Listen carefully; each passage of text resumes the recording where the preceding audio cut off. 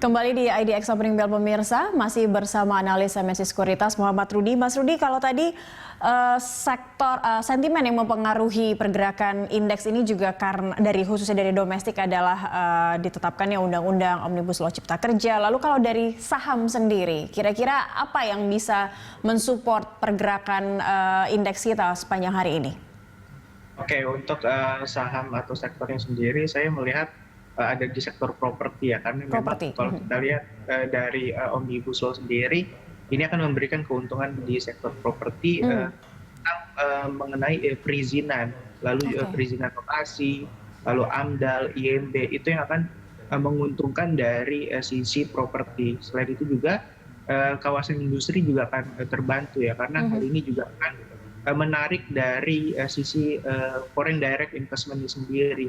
Itu yang akan berpotensi untuk sektor-sektor properti dan juga kawasan industri dengan adanya Undang-Undang Omnibus Law untuk saat ini, Mbak Cakri. Oke, properti, dan itu juga yang terlihat untuk hari ini setidaknya yang bisa menyokong atau mensupport pergerakan indeks kita, begitu ya. Kalau kemarin terlihat sektor consumer goods ini yang mendorong indeks bergerak menguat begitu. Untuk hari ini, consumer goods masih bisa direkomendasikan?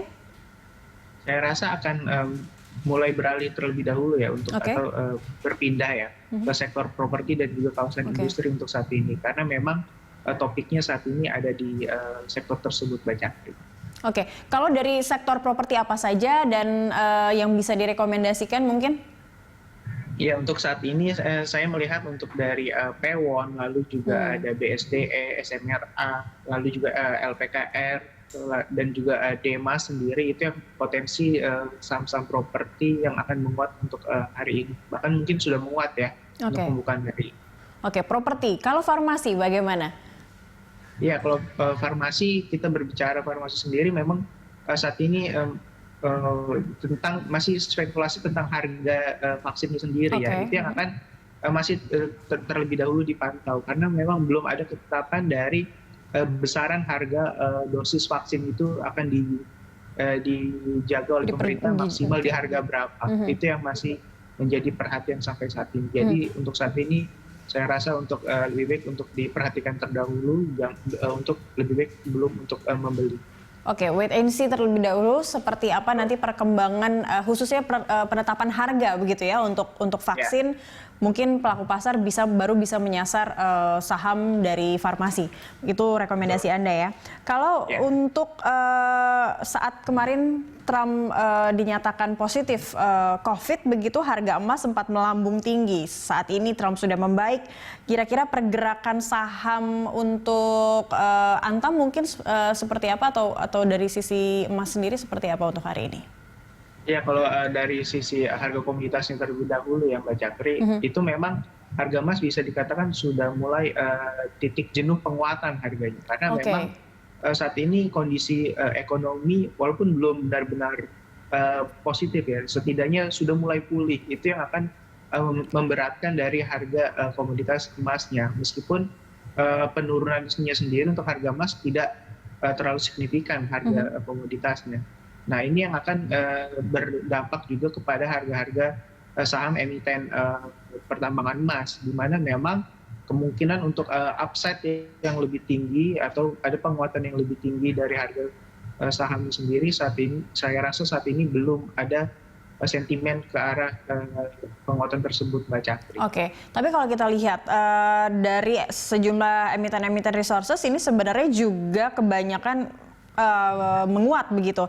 Adakah yang bisa Anda rekomendasikan kalau melihat kita tadi CPO juga sudah mengalami penguatan, mengalami kenaikan, adakah yang bisa direkomendasikan untuk itu?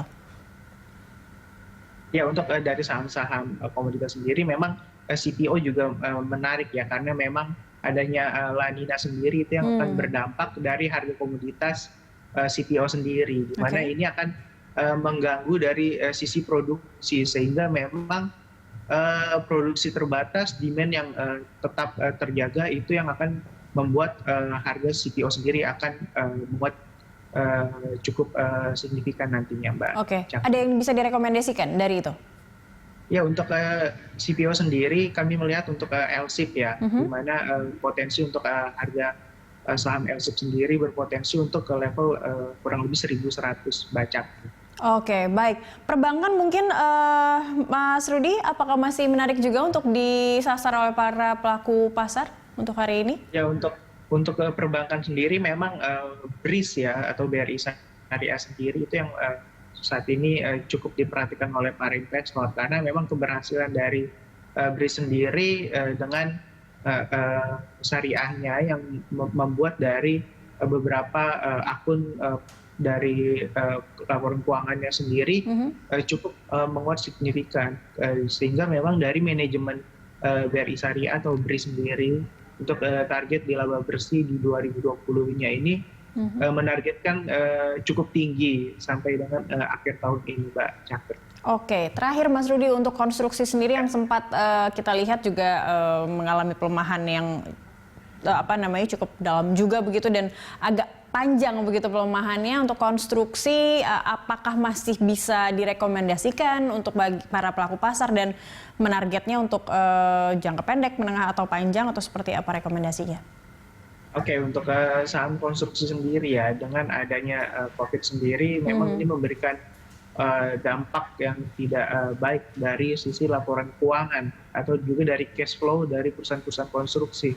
Sehingga memang saya rasa untuk konstruksi di tahun 2020 sampai mungkin pertengahan 2021 belum ada sentimen yang bisa membuat harga saham konstruksi menguat signifikan, karena memang harusnya ya di 2021 sendiri adanya pembangunan ibu kota baru menjadi tertunda dari dampak COVID-19 ini. Itu yang menjadi pemberat harga saham konstruksi saat ini. Selain itu juga dari beberapa surat utang yang sudah mulai jatuh tempo, itu yang saat ini juga menjadi perhatian perusahaan-perusahaan konstruksi, bagaimana mereka harus benar-benar bisa cermat sekali dalam mengatur sisi cash flow dan juga memanfaatkan dari pendanaan yang diberikan oleh perbankan. Itu yang benar saat ini menjadi concern untuk perusahaan konstruksi. Oke, berarti kan sebenarnya mungkin bisa untuk jangka panjang melihat seperti apa kondisi dari pandemi ini juga ya. Terakhir Mas Rudi, kita mungkin sedikit kembali ke bursa. Kalau saat ini indeks sudah menyentuh angka 5.014, begitu rekomendasi Anda sebaiknya bagi para pelaku pasar, apakah sebaiknya melakukan akumulasi atau mungkin wait and see dulu seperti apa? Oke, saya rasa untuk para investor ya itu bisa untuk memanfaatkan euforia ini setidaknya sampai besok ya, sehingga kemungkinan penguatan dari harga atau dari IISG sendiri akan berlanjut sampai besok, Mbak Cakri. Baik, calm down dulu melihat ini indeks seperti apa pergerakannya begitu ya untuk masuk di level 5.000-nya. Terima kasih banyak Mas Rudi untuk hadir bersama kami di IDX Opening Bell pagi ini.